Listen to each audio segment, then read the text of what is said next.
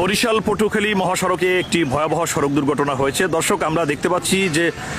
বরিশাল পটুয়াখালী মহাসড়কের বাকেরগঞ্জের যে fire service কার্যালয়টি রয়েছে, সেই ফায়ার সার্ভিস কার্যালয়ের যে মহাসড়কের দক্ষিণ পাশে সেখানে কিন্তু আমরা দেখতে পাচ্ছি যে ইসলাম পরিবহন নামের একটি যাত্রীবাহী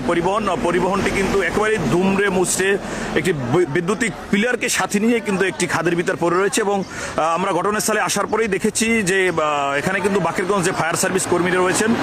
তারা কিন্তু উদ্ধার কার্যক্রম পরিচালনা করেছেন এবং ফায়ার সার্ভিসের পক্ষ থেকে জানানো হয়েছে যে এখান থেকে কিন্তু গুরুতর 6 জনকে বাকেরগঞ্জ উপজেলা স্বাস্থ্য কমপ্লেক্সে চিকিৎসার জন্য নেওয়া হয়েছে। এবং দর্শক, আমরা কিন্তু দেখেছি যে এখানে যে দুর্ঘটনাটি ঘটেছে ফায়ার সার্ভিসের পক্ষ থেকে কিন্তু আমাদেরকে জানিয়েছেন যে ঢাকা থেকে ছেড়ে আসা যে যাত্রীবাহী পরিবহনটি ইসলাম পরিবহন, এই পরিবহনটি মূলত প্রথম ফায়ার সার্ভিস অফিস সংলগ্ন যে মহাসড়ক সেখানে পটুয়াখালী থেকে ছেড়ে আসা একটি মালবাহী যে ট্রাক, সেই ট্রাকের সাথে মুখোমুখি সংঘর্ষ হয় এবং ট্রাকটি কিন্তু সড়ক থেকে পালিয়ে যায়। কিন্তু এ সময় যে ইসলাম পরিবহনের নামে যে যাত্রীবাহী পরিবহনটি, সেই পরিবহন যে চালক তিনি কিন্তু নিয়ন্ত্রণ হারিয়ে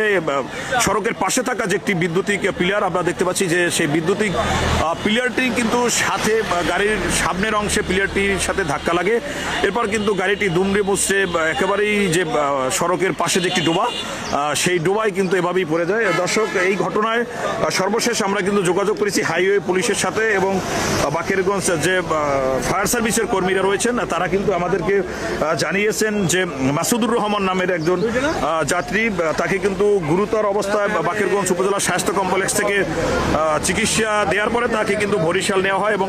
বরিশাল শেরেবাংলা মেডিকেল কলেজ হাসপাতালে চিকিৎসাধীন অবস্থায় তিনি নিহত হয়েছেন, এমন তথ্যটা কিন্তু আমাদেরকে জানিয়েছেন বাকেরগঞ্জ ফায়ার সার্ভিসের পক্ষ থেকে। দর্শক, এই কিন্তু ছিল বরিশাল পটুয়াখালী মহাসড়কের বাকেরগঞ্জ ফায়ার সার্ভিস সংলগ্ন মহাসড়কের পাশে যে একটি দুর্ঘটনার কবলে পড়েছেন যাত্রীবাহী ইসলাম পরিবহন নামের একটি যাত্রীবাহী পরিবহন। দর্শক, আপনাদেরকে আমরা জানিয়ে রাখি আজকের ভোর রাত্র 4:50 কিন্তু এই দুর্ঘটনাটি ঘটে এবং এই দুর্ঘটনার কবলে পরেই কিন্তু আমরা দেখেছি যে ইসলাম পরিবহন যাত্রীবাহী যে পরিবহনটি, সেই পরিবহনটি কিন্তু একেবারেই দুমড়ে মুচড়ে গেছে এবং এই ঘটনায় পরিবহনের যিনি চালক,